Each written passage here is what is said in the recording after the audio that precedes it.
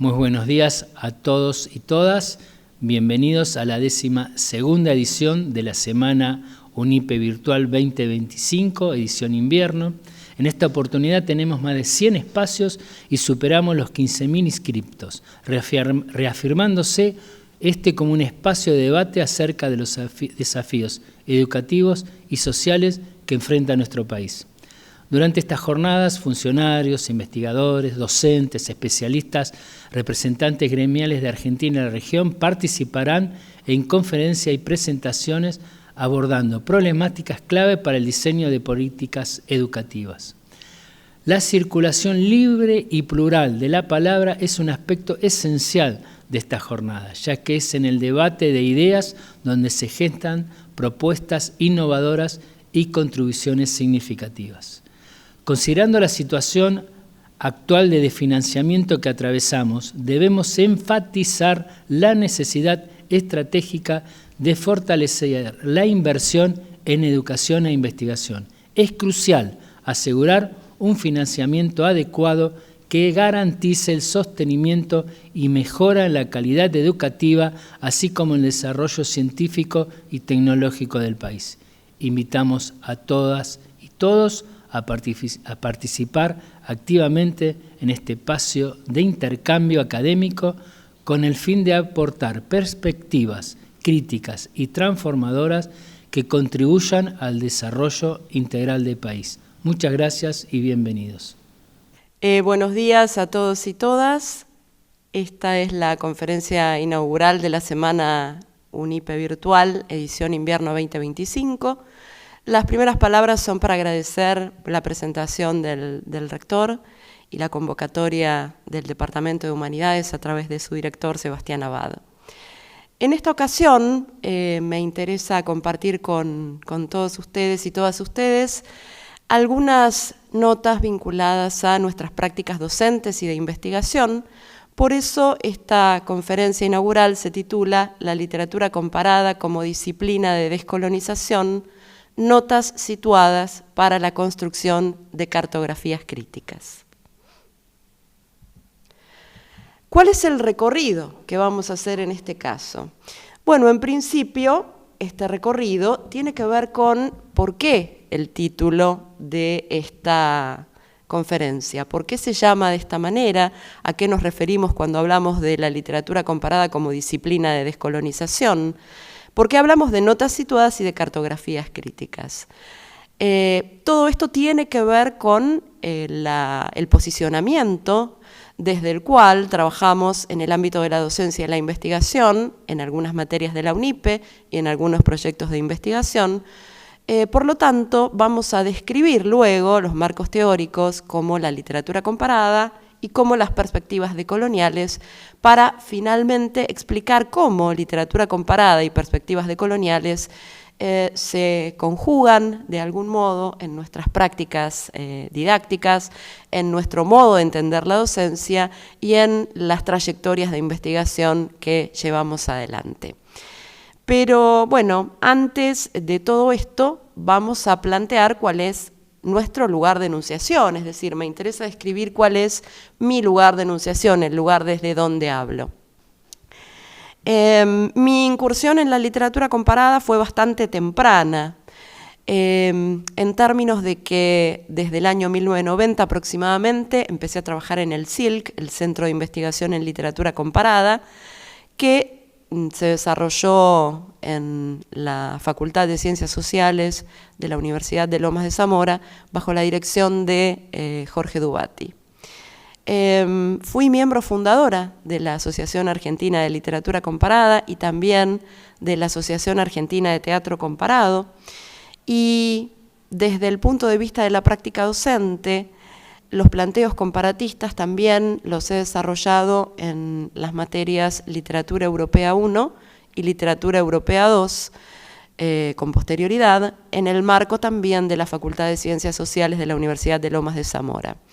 Ahora bien, lo que me interesa también plantear en esta ocasión es mi lugar como docente de la UNIPE, como referente áreal de la carrera de Letras, y como docente en asignaturas que tienen una impronta comparatista en todos los casos. ¿A qué asignaturas me estoy refiriendo? Bueno, literatura en lenguas latinas, literatura en lenguas anglosajonas, literaturas comparadas y literatura y perspectiva de género, o literatura y estudios de género. En todas ellas tomamos un punto de vista comparatista y también decolonial. Por lo tanto, esto es parte de nuestra práctica. Asimismo, dirigí varios proyectos de investigación. Los dos últimos tienen que ver con estas perspectivas teóricas y con estos enfoques.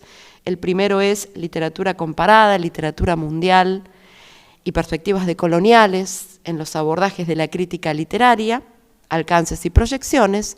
Y el segundo, terminado hace muy poco, literatura comparada, literatura mundial y perspectivas decoloniales, indagaciones para la construcción de un diccionario de conceptos clave.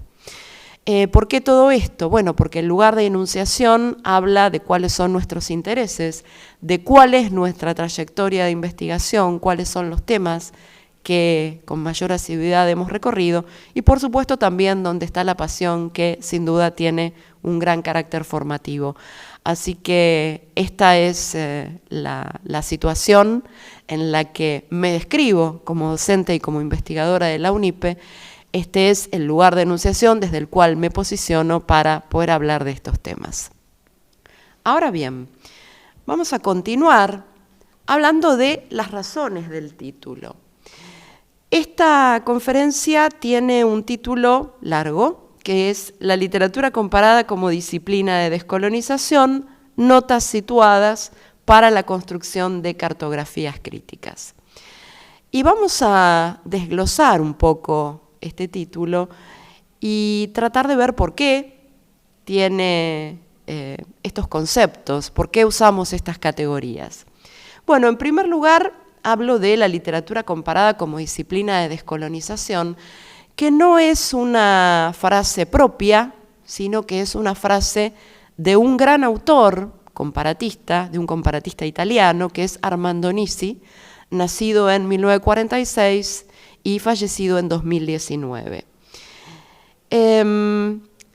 Presentar esta conferencia es presentar una invitación a pensar la literatura comparada no solo como disciplina académica, sino como una forma de pensamiento crítico y situado de leer,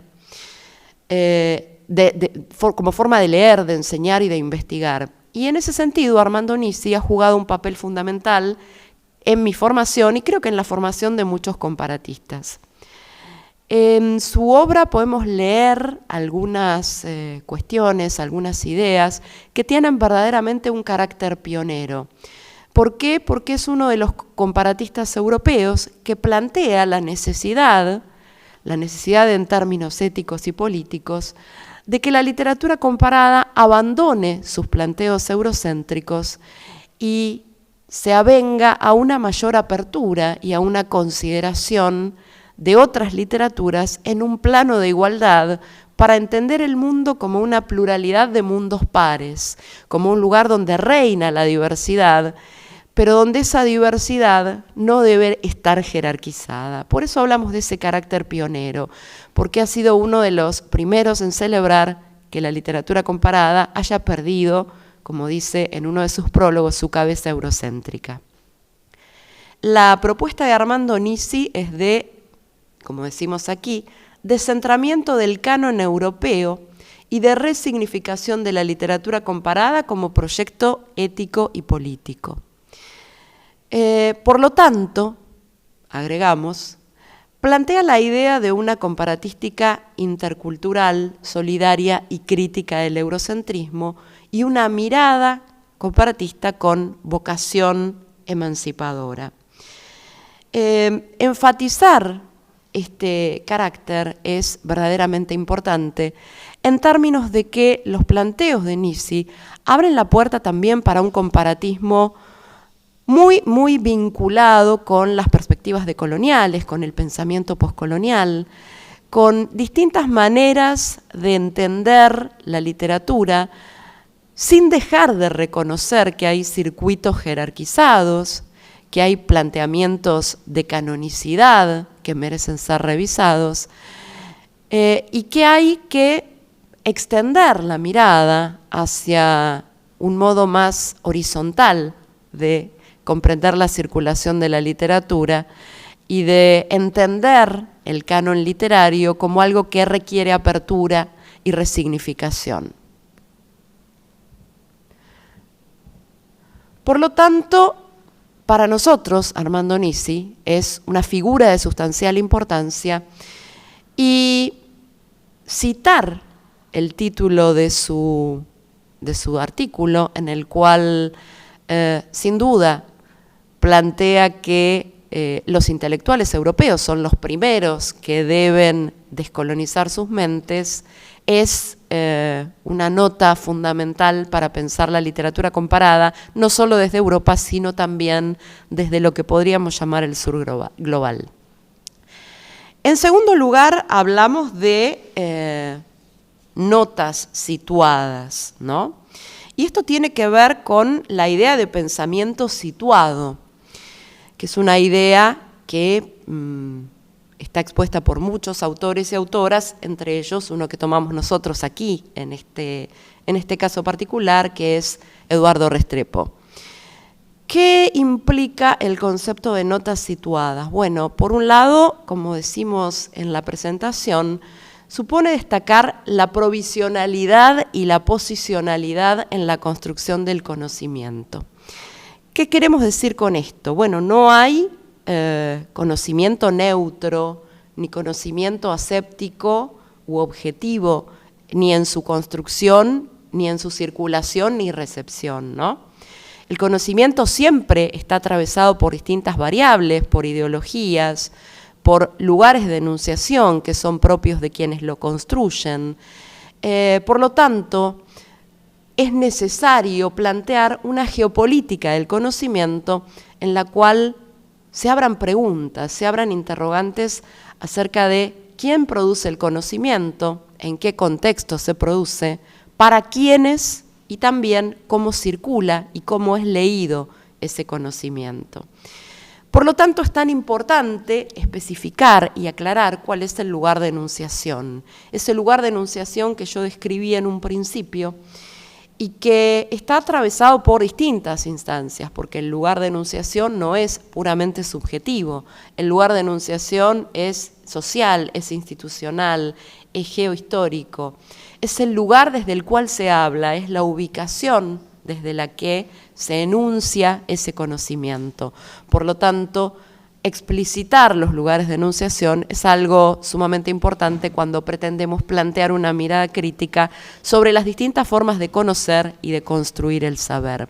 Por eso hablamos de notas situadas, ¿no? El concepto de nota también nos invita a pensar toda construcción como provisional y sujeta a posibles reformulaciones. Y en segundo lugar, hablamos de notas situadas por el hecho de que explicitamos cuál es nuestro lugar de enunciación y entendemos que los lugares de enunciación son sustantivos a la hora de ponderar el conocimiento. ¿Por qué hablamos a su vez de cartografías críticas? Bueno, la idea de cartografía, por supuesto, apunta a la idea de mapa o de mapear o de trazar un esquema de cómo se distribuye el conocimiento, de cómo se plantean los nodos sustantivos de ese conocimiento. Por eso aquí decimos que la idea de cartografía crítica, en el caso de la literatura, implica pensar la literatura atravesada por la dimensión geopolítica. Desde la literatura comparada, esto es sumamente importante. ¿Por qué? Porque en términos comparatistas, el mapa es una herramienta que permite visualizar conexiones transnacionales, decimos aquí, flujos de traducción y diálogos literarios, porque eso es el interés primordial de la literatura comparada. Por supuesto que si hablamos de cartografías y de mapas, tenemos que hablar también de lugares privilegiados y de lugares subalternos. Y si hablamos de la circulación de la literatura, mapear esa circulación implica también el reconocimiento de esas distintas jerarquizaciones, de esas distintas hegemonías y subalternizaciones que también se dan en términos de los conceptos de canon, de tradición, de literaturas centrales o de literaturas marginales. Por lo tanto, como decimos, la cartografía no solo se asume como muestra, sino como una práctica crítica, ¿no? Se mapean distintos elementos con distintos niveles de abstracción, tanto cuerpos de texto, genealogías literarias, hibridaciones y mestizajes, se mapean circulaciones y se mapea recepción. Y los mapas, en este sentido, van a dar cuenta de cómo las literaturas se posicionan espacialmente y se relacionan de forma dialógica en el entorno de las redes culturales. Esa sería entonces la explicación del título, ¿no? ¿Por qué hablamos de notas situadas? ¿Por qué hablamos de cartografías críticas? ¿Y por qué entendemos además que esta conferencia se plantea como un homenaje a ese gran comparatista italiano que ha sido Armando Nisi, que ha abierto la literatura comparada a considerar otras literaturas no hegemónicas, no europeas, no canonizadas, como parte de la gran poética y el gran corpus de la literatura. Ahora bien, yo dije que dentro de mi lugar de enunciación también iba a hablar de aquellas perspectivas teóricas que asumíamos como enfoques, que asumíamos como ejes para pensar y repensar permanentemente las prácticas tanto en el terreno de la docencia como en el ámbito de la investigación. Y aquí vamos a presentar la primera, que es la literatura comparada. La literatura comparada es una disciplina que nace en el siglo XIX, que nace de la mano del propio concepto de literatura nacional y que se inicia como una perspectiva francamente eurocéntrica que con el correr del tiempo se ha abierto a la incorporación de otras latitudes, de otras literaturas vinculadas a una ampliación del mapa, digamos, para seguir utilizando la metáfora del mapa, y que entiende la literatura más allá de lo que tradicionalmente se ha considerado como las fronteras nacionales, las fronteras de los Estados-nación. Por eso decimos que se interesa por el abordaje de la literatura como un diálogo intercultural, ¿no? Volviendo al mapa, que es como un concepto muy articulador en este caso y para esta conferencia, podríamos decir que la literatura comparada asume que los mapas geográfico-políticos y los mapas literario-culturales no coinciden, no se solapan, no se superponen. Por lo tanto, la literatura traza otro mapa diferente, traza otros mapas en los cuales la literatura circula, es recibida, es leída, es reelaborada y produce más allá de las fronteras de los Estados-nación, más allá de las fronteras geopolíticas. La literatura comparada entonces se va a interesar por las dinámicas de circulación y recepción en el ámbito de perspectivas supranacionales e internacionales. ¿Qué queremos decir con esto? Bueno, obviamente lo supranacional es lo que involucra a un conjunto más o menos acotado de países. Puede ser Occidente, puede ser un continente, puede ser una región. El concepto de lo supranacional involucra categorías que van a exceder o van a superar las categorías de los Estados-nación. Y pensemos además que continuamente, cuando trabajamos en el ámbito de la literatura, estamos trabajando con categorías que exceden esos marcos, ya sea el nombre de un género literario, novela, o de un período, romanticismo, o simplemente de un recurso literario como metáfora. Por lo tanto, lo supranacional es parte de todas aquellas categorías involucradas en el estudio y el abordaje de los textos literarios que utilizamos de manera corriente. Pero aquí también decimos que la literatura comparada aborda la literatura desde una perspectiva internacional, y esto significa que también se ocupa de cruces concretos, cruces verificables entre distintas literaturas nacionales. Entre distintas literaturas nacionales de un mismo continente, de una misma lengua o no. Por lo tanto, esos distintos diálogos interliterarios que se establecen son parte también del objeto de estudio de la literatura comparada. Y traemos una cita de Joan Agruya, en realidad es de un gran comparatista francés, Yves Gevrel, la levantamos de Joan Agruya, que formula con mucha precisión lo que es el espíritu y la intención de la literatura comparada. Dice, la literatura comparada es el encuentro con el otro. Y siguiendo a Nisi, yo diría, un encuentro en el que no se pretende ser superior al otro ni sojuzgar, sino reunirse en un ámbito de mutua hospitalidad recíproca, ¿no? Este concepto de hospitalidad recíproca es, para Armando Nisi, para buena parte del comparatismo actual, un concepto crucial.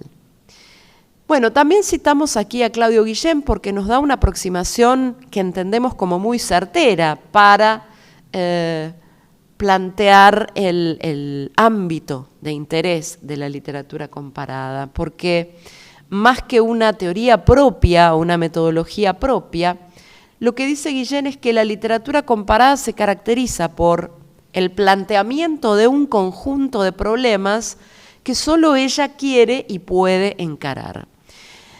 ¿Qué quiere decir Guillén con esto? Quiere decir que hay un conjunto de intereses que son específicos de la literatura comparada y que no son intereses de las literaturas nacionales. Y por supuesto con esto no estamos diciendo que hay un modo correcto o un modo incorrecto de abordar la literatura. No estamos diciendo que la literatura comparada es la manera en que debería abordarse. Lo que estamos planteando es que hay distintas formas de entender la literatura como objeto de estudio y que la literatura comparada se plantea preguntas, recorta problemas, sostiene intereses que las literaturas nacionales no consideran porque no está dentro de su ámbito de focalización, dentro de su ámbito de interés primordial. Por lo tanto, este conjunto de problemas tiene que ver con el objeto de estudio de la literatura comparada. Este ámbito de problemas es bastante amplio. Puede ser la circulación de un autor dentro de otras literaturas, puede ser la literatura de viajes, puede ser la historiografía literaria planteada desde un punto de vista comparatista, pueden ser los fenómenos de recepción, e incluso, en los últimos tiempos, la literatura comparada, en virtud de esa vocación de encuentro con el otro que señala Yves Gevrel, también ha hecho importantes esfuerzos por vincularse con otras áreas de conocimiento, sustancialmente con los estudios culturales, por ejemplo, con los multiculturalismos o con los estudios de género. Bueno, es esa vocación de encuentro con el otro la que hace que la literatura comparada abra sus puertas y entienda que la interdisciplinariedad es un camino fructífero. Y una de las cuestiones fundamentales que desde nuestro punto de vista hay que tener en cuenta es que permite desarticular la idea de literatura nacional como unidad. ¿A qué nos referimos con esto? Al hecho de que toda literatura nacional también está abierta hacia el exterior, ¿no? Toda literatura nacional no puede pensarse como un compartimiento cerrado, como un ámbito que no es afectado por la circulación de textos o de autores o de obras o de tendencias que vienen desde otros lugares, ¿no? Esa dinámica de intercambios se da aunque hablemos dentro del marco de una literatura nacional. Por lo tanto, vamos a entender que todo córpora de textos es el producto de diálogos interculturales, es el producto de transacciones de distinto tipo y de intercambios que necesariamente se dan en el ámbito de la literatura y en la circulación real de textos y de autores. Tenemos aquí una cita de Johanna Grulla. Johanna Grulla escribió un manual de literatura comparada que se publicó en 2021. Es por lo menos el más moderno en lengua castellana que yo conozco. Y me parece que hace un buen resumen de lo que podríamos llamar la vocación de encuentro de la literatura comparada. Ella dice: al afirmar que la literatura comparada es una disciplina hospitalaria en todos sus ámbitos, remito tanto a su carácter fundamental y fundacionalmente abierto y heterogéneo, como a su dimensión militante a nivel académico, intelectual e incluso político, en el mejor sentido de la palabra. La literatura comparada, que nace para superar los nacionalismos políticos y culturales y construir acercamientos al otro y a los otros, trabaja en un espacio de reflexión que alberga la alteridad en su singularidad, prestando atención a la diferencia como singularidad y como diálogo. La práctica del comparatismo literario enseña que la identidad literaria, cultural, pero también política, es siempre múltiple, heterogénea, abierta a distintas formas de alteridad y en el fondo inseparable de ellas. Bien, esta es entonces la vocación y la razón de ser de la literatura comparada. Esta apertura a la alteridad como una diferencia que hay que respetar, hay que cobijar, hay que aceptar y hay que celebrar también. ¿Por qué? Porque las identidades que tanto tienen que ver con la literatura nunca pueden concebirse como algo cristalizado, como algo estructurado de una vez y para siempre, sino como algo básicamente cambiante, algo que está en permanente metamorfosis, y esta es precisamente la productividad que tienen las identidades como manera de definirnos, no de una vez y para siempre, sino en constante cambio y en apertura a la pluralidad. Seguimos entonces con la caracterización de la literatura comparada y vamos un poco al planteo de Nisi, ¿no? Dice él en su texto, no solo en la literatura comparada como disciplina de descolonización, sino en otros textos que ha escrito, que la literatura comparada es una propuesta de descolonización en tanto es una disciplina del encuentro, ¿no? Este encuentro con la alteridad y todas las imágenes que Nisi plantea y con las que coincidimos para describir a la literatura comparada tienen instalada la idea de pluralidad. La literatura comparada como coloquio, la literatura comparada como encuentro, como confederación, siempre la idea de reunión de voces que no necesariamente coinciden, voces que también pueden discutir, pero que pueden llegar a acuerdos. Nisi dice: comparar significa, pues, estudiar y trabajar juntos en el respeto de las diferencias para crear una nueva dimensión comunicativa, la de la hospitalidad recíproca. Una hospitalidad que se realiza y caracteriza por nuestra disponibilidad para escuchar y traducir al otro y viceversa. Esta idea de hospitalidad recíproca es sustancial para entender el comparatismo actual y también para entender el comparatismo desde América Latina, ¿no? Decimos, por eso, que el compromiso comparatista supone, en la conceptualización de Nisi, un compromiso ético y político, según el cual los intelectuales europeos deben descolonizar sus mentes y la literatura comparada debe ofrecer una forma de conocimiento y enseñanza de tipo confederativo como elementos de un diálogo verdaderamente universal. En los últimos tiempos, la literatura comparada en la propuesta de Nisi ha ido un poco más allá de esta idea de descolonización de los europeos, y por eso citamos a continuación un breve fragmento de un texto de Nisi, que es el Manifiesto Transcultural, escrito en 2011, en un momento en que Europa ya estaba frente a la problemática de la inmigración. Nisi entiende que la transculturación es el camino necesario para la convivencia humana. En este breve fragmento plantea la idea de aprender de los intelectuales latinoamericanos, de las propuestas latinoamericanas, mostrando verdaderamente una vocación prácticamente, diría yo, decolonial. Leo el fragmento de Nisi.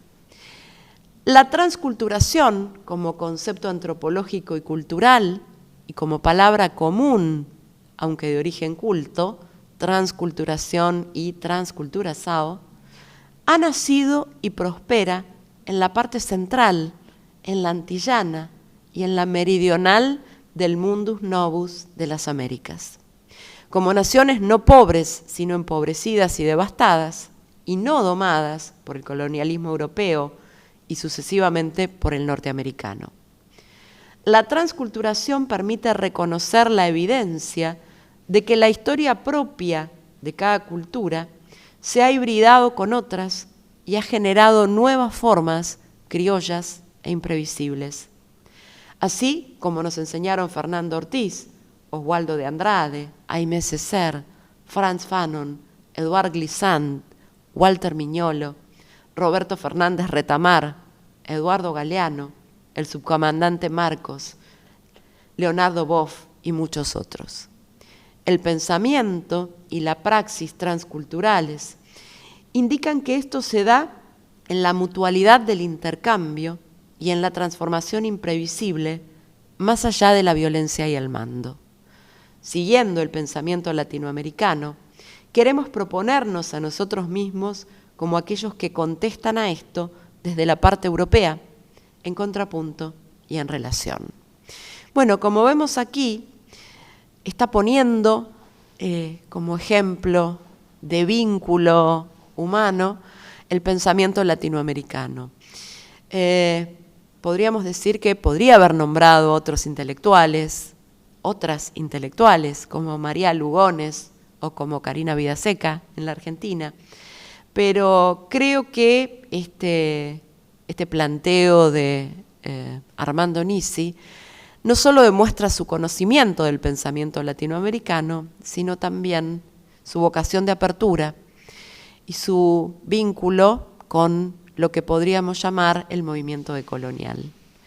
Así que creo que esta cita es muy adecuada para encarar lo que complementariamente creemos nos sirve como perspectiva y como enfoque, que son las perspectivas decoloniales.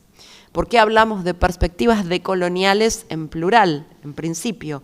Bueno, porque el giro decolonial no pretende fundar una nueva hegemonía, no pretende erigirse como un nuevo pensamiento hegemónico. Por eso la idea de pluralidad está instalada desde su misma nominación.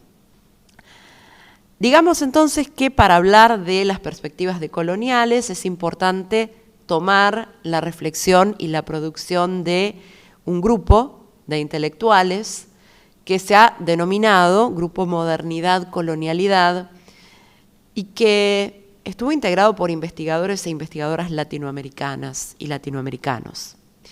Entre ellos vamos a mencionar algunas y algunos, como Nelson Maldonado Torres, Aníbal Quijano, María Lugones, Enrique Dussel, Ramón Grossfogel, Walter Miñolo, Catherine Walsh, Silvia Rivera Cusicanqui y Karina Vidaseca.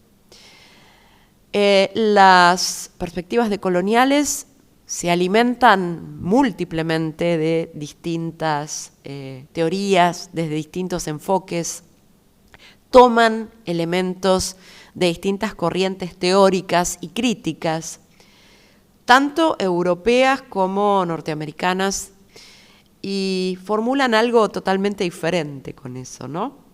Toman, por ejemplo, las teorías críticas, las teorías de la subalternidad, la teoría feminista chicana, la teoría poscolonial, la filosofía africana, autores caribeños, autores como Frantz Fanon, por ejemplo, que tienen un enorme impacto en la formulación de los postulados más importantes de las perspectivas decoloniales.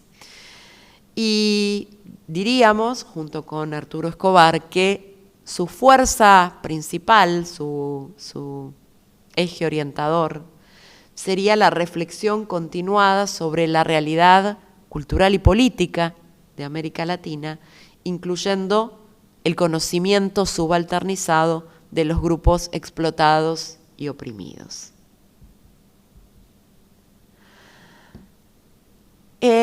¿Cuál es el planteo central de las perspectivas decoloniales? O sea, el eje fundamental a partir del cual fundan sus ideas. Bueno, es la vinculación entre modernidad y colonialidad, ¿no? Para el giro decolonial, modernidad y colonialidad, son dos caras de una misma moneda y no podría haber habido una sin la otra, ¿no? Son dos elementos mutuamente constitutivos. Y cuando hablan de colonialidad, se refieren a un patrón de poder o a una matriz de poder que opera a través de la naturalización de jerarquías que pueden ser territoriales, raciales, culturales o incluso epistémicas, posibilitando la reproducción de relaciones de dominación. La colonialidad sigue instalada y es necesario distinguir la colonización de la colonialidad. La colonización como proceso histórico es una cosa, mientras que la colonialidad como matriz de poder que perdura y sigue instalada es algo completamente diferente. Decimos aquí entonces que este patrón de poder garantiza la explotación de unos seres humanos por otros a escala mundial y también la subalternización y obliteración de los conocimientos, experiencias y formas de vida de quienes son dominados y explotados. Es así que no hablamos de un solo modo o de una sola forma de colonialidad. La noción de colonialidad se extendió a distintos ámbitos del saber, de la vida concreta de personas humanas y no humanas. Por lo tanto, hablamos de, por un lado, colonialidad del poder, pero también colonialidad del saber, colonialidad de género, colonialidad de la naturaleza, colonialidad del ser, ¿no? Nos interesa particularmente, en este caso, la idea de colonialidad del saber, muy vinculada, además, con el concepto de conocimiento situado. La colonialidad del saber, que implica que hay determinadas epístemes que son tenidas por hegemónicas, entre comillas, correctas, dignas de ser tenidas en cuenta y de ser reproducidas, mientras que hay otros saberes que son sistemáticamente subalternizados y obliterados, ¿no? Y solapados. Por lo tanto, dentro de este panorama, la inflexión decolonial o las perspectivas decoloniales apuntan a problematizar de manera abierta la colonialidad, a diferencia de los estudios poscoloniales que se manejan en el ámbito constituido por el colonialismo.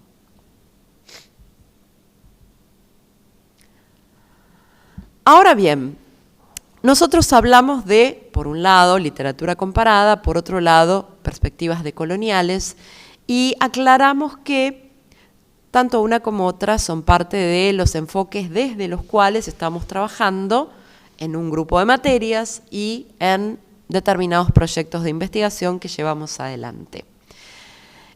¿Por qué elegimos estos enfoques, estas perspectivas, para llevar adelante nuestras prácticas de docencia e investigación? Bueno, en primer lugar, elegimos estos posicionamientos porque son solidarios con nuestro lugar de enunciación, ¿no? Estamos en un lugar de enunciación que no es central ni hegemónico en un sentido, y por lo tanto estas perspectivas nos ayudan a pensar, a resituarnos, y nos ayudan también a entender el lugar que estamos ocupando y la disputa simbólica entre los distintos lugares de saber que se da a nuestro alrededor y en la cual también de algún modo estamos participando.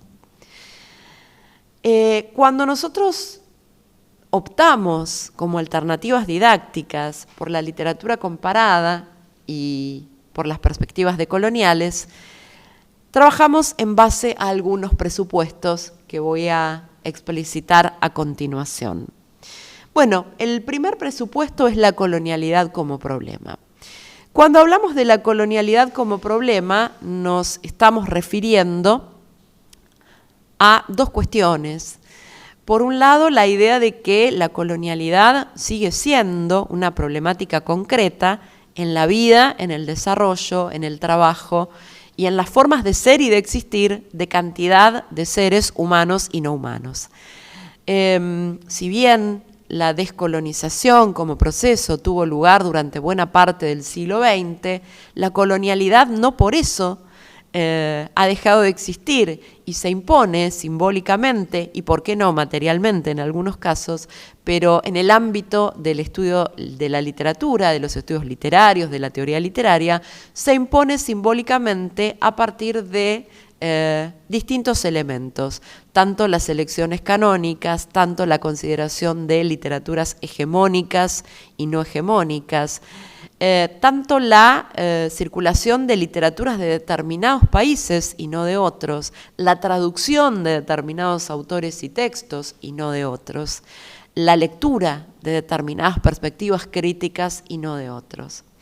Por lo tanto, la colonialidad es un problema en tanto afecta no solo nuestras vidas, sino también nuestros modos de construir conocimiento, nuestros modos de leer la literatura y nuestra manera de pensar el canon literario como un conjunto de textos prestigiosos y reconocidos. Por lo tanto, eso requiere de nuestra parte una serie de operaciones para abrir el canon, poner en crisis determinadas ideas y tratar de contrarrestar lo que en su momento Ramón Grossfogel denominó los 4 genocidios epistemicidios del largo siglo XVI, ¿no? La idea de epistemicidio, que Ramón Grossfogel remite a determinados hechos históricos como la quema de brujas, como la esclavización de seres humanos africanos durante largo tiempo, el exterminio de las poblaciones de Abya Yala o América del Sur y la destrucción de la cultura de Al-Ándalus, tiene que ver con que hay cuerpos de conocimiento valorados y cuerpos de conocimiento infravalorados o disvalorados, y creo que en buena medida nuestra tarea es trabajar por la reivindicación de todos aquellos textos, saberes y cuerpos de conocimiento que han sido histórica o sistemáticamente subalternizados. Y la literatura nos da para eso un instrumento de enorme valor. El segundo presupuesto habla de la literatura comparada como enfoque en relación con la mirada decolonial o con las perspectivas decoloniales. Ambas se plantean como enfoques absolutamente solidarios, sobre todo a partir de la intención de la literatura comparada de esa hospitalidad recíproca y de ese encuentro con el otro. Literatura comparada y perspectivas decoloniales nos permiten, por un lado, trazar un camino de interdisciplinariedad que no puede tener sino frutos muy productivos e interesantes, y también nos permite considerar cómo la circulación, la recepción y la producción también de la literatura está sujeta a determinadas coordenadas de esos mapas críticos decoloniales que podemos trazar a partir de poner a su vez en crisis la hegemonía eurocentrada. El tercer presupuesto habla de un elemento muy importante dentro de las perspectivas decoloniales, que son las pedagogías decoloniales. Y tomar elementos de las pedagogías decoloniales para construir nuestras prácticas es también uno de los caminos posibles, una de las trayectorias que podemos ir transitando para incluir, digamos, mayor cantidad de elementos que hermanen y articulen literatura comparada y pedagogías y perspectivas decoloniales. ¿Qué son las pedagogías decoloniales? Bueno, una de las grandes definiciones, a partir de los trabajos de distintos autores y autoras, sobre todo Catherine Walsh, es que no son pedagogías. No son pedagogías en tanto las pedagogías decoloniales no tienen una intención de normatividad o una intención de establecer parámetros de actuación en determinado sentido, sino que se definen como prácticas insurgentes de reexistir, de resistir y de revivir, ¿no? Las pedagogías decoloniales que apuntan precisamente al rescate de las voces subalternas. Y en el terreno de la literatura podemos encontrar, incluso en el terreno de la literatura europea, una enorme cantidad de voces subalternas que de a poco están siendo rescatadas, pero que todavía merecen un mayor esfuerzo para ser puestas en un plano de igualdad con otras voces. Y no tengo que irme muy lejos, estoy pensando, por ejemplo, en las cuestiones de género, en la cantidad de autoras que hay en el canon literario, en las selecciones canónicas que hacemos cuando recortamos nuestros corpora de textos, frente a la cantidad de autores, ¿no? Cómo se construye la representatividad en términos de lo que entendemos como valor estético, implica, por lo menos hasta el momento, un gran desequilibrio en términos del trabajo de autoras y de mujeres que han escrito a lo largo de los siglos. Por lo tanto, las pedagogías decoloniales nos ayudan a pensar esas formas insurgentes de reexistir y de dar lugar también a esas voces silenciadas. Y por último, nuestro cuarto presupuesto habla de la lectura como modo de producción de conocimiento y de acción política. Así como enseñar, leer también es un acto político. Tanto sea que se construyan significados en una dirección o en otra, siempre esa construcción de sentidos es sustantiva.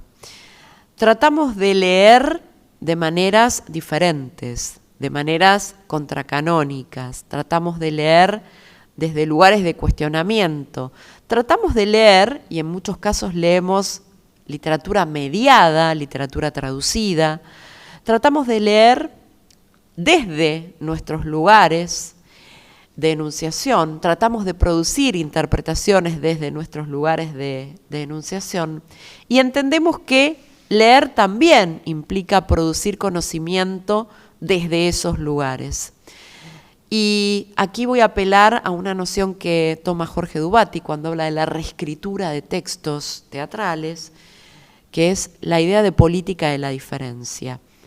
Yo trasladaría esta noción de política de la diferencia no solo a la reescritura de textos teatrales, sino a la lectura de cualquier texto que venga desde una tradición ajena, porque siempre esa política de la diferencia se inscribe en las lecturas. Por lo tanto, entendemos que leer no es solo construir alguna interpretación, sino establecer un modo de intervención política sobre las interpretaciones posibles, porque elegimos determinadas interpretaciones posibles dentro de un ámbito de interpretaciones mucho mayor. Por lo tanto, este ha sido nuestro recorrido.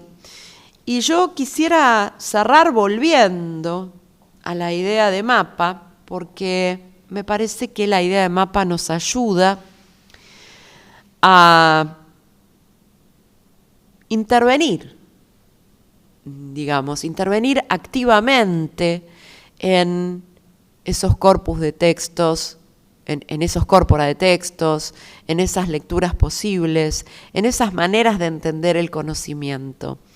Y dibujar otros mapas, que no sean los mapas tradicionales o los mapas heredados, me parece una práctica a la que tenemos que apuntar como modo de resituarnos también en nuestros lugares de enunciación y como modo de entender la literatura como una práctica significante de altísimo impacto.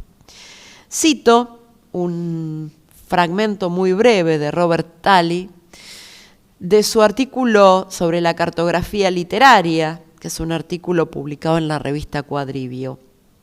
Él dice: trazar el mapa establece un marco significativo para el sujeto, con puntos de referencia específicos que ayudan a pensar sobre sí mismo y sobre el lugar propio en el espacio social más amplio.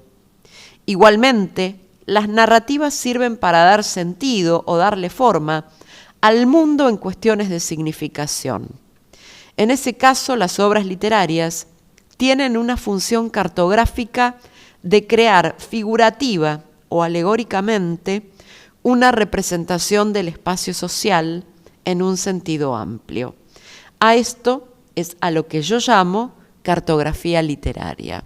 Bueno, la propuesta de la literatura comparada y las perspectivas decoloniales en comunicación estrecha y en vínculo es precisamente trazar nuevas cartografías o trazar otras cartografías desde las cuales podamos entender o podamos darle un sentido renovado, un sentido situado y un sentido político precisamente a la literatura. Muchas gracias.